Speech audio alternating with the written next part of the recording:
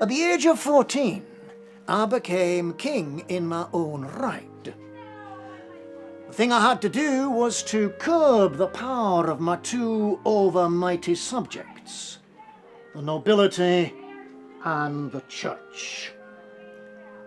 I controlled the nobility by having my last regent, the Earl of Morton, beheaded. Under the maiden, a charming little head-chopping engine of his own devising. Very appropriate. With his head rotting on the toll booth, the nobility were cowed. But I could never bring the Presbyterian Kirk under control. I had to submit to various long Presbyterian rants against the evil of kings in the Old Testament.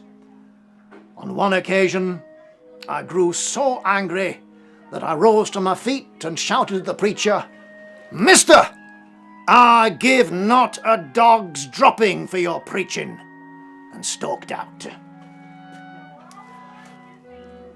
Always, my duty as king was to provide for the succession. So, I went seeking a wee bridie. I contracted to marry the Princess Anna of Denmark and Norway, who became the mother of my 3 surviving bairns, Henry the Prince of Wales, my beautiful daughter Bess, and baby Charles, the Duke of York, now alas Prince of Wales in the place of his late lamented brother. When I went to fetch my bridie from Oslo in Norway, a coven of witches raised a terrible tempest at sea, and we were nearly drowned.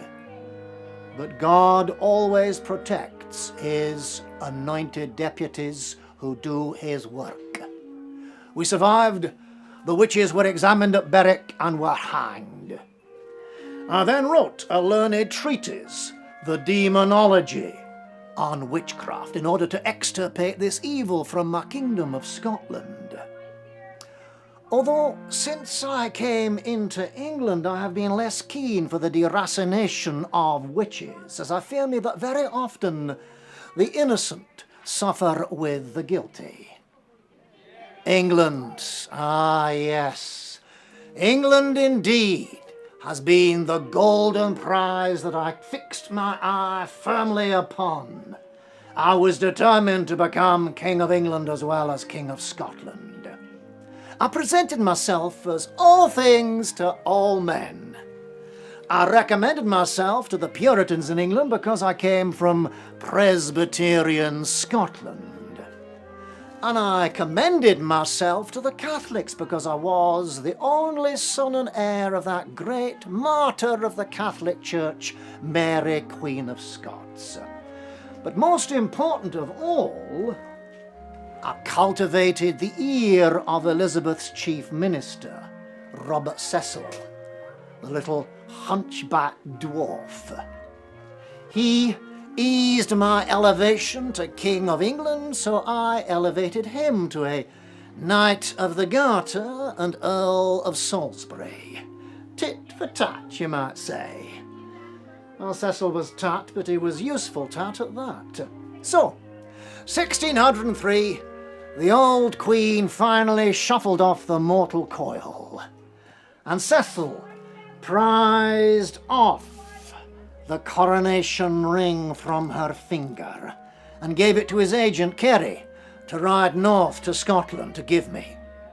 When Carey placed into my hand the wedding ring of England, I knew the old witch was dead.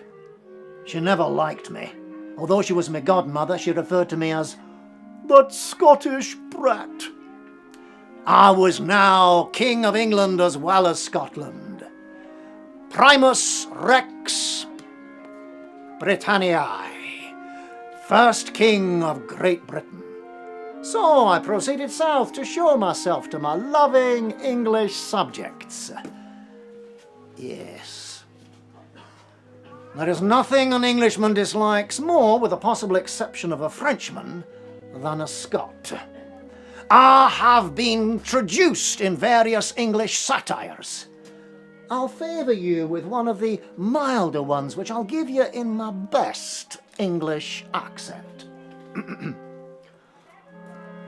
Our new sovereign lord the king, lately come down from North Britain, is timorous-eyed, with a tongue too large for his mouth, with the result that he sprays spittle in your face when you converse with him.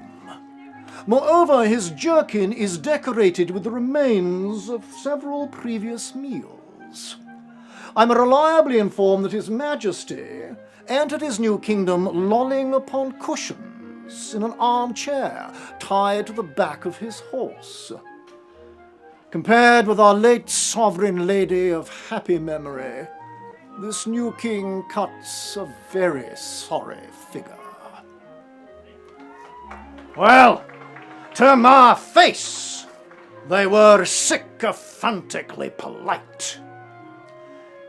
Shakespeare, that little toad-eater, wrote his Macbeth as a compliment to me, with my ancestor Banquo being hailed by the three weird sisters as the progenitor of a long line of kings stretching out to the crack of doom. I do not care for the 2 hours traffic of Shakespeare's stage. Indeed, you're very lucky if it is 2 hours. I much prefer Ben Jonson. He's my favourite poet and playwright. You know, I once asked Ben to compose for me a grace before meat. The king and queen, the good Lord bless, the Palsgrave and the Lady Bess. And God bless every living thing that lives and breathes and loves the king. God bless the council of estate and Buckingham the fortunate. God bless them all and keep them safe. And God bless me and God bless Rafe. Well, I was mighty curious to know who this Rafe should be. So I asked Ben, and he told me. Rafe was the potboy at the Swan Tavern, who was wont to draw him good Canary wine. This humour so pleased me that I gave Ben £100 on the spot. Ah,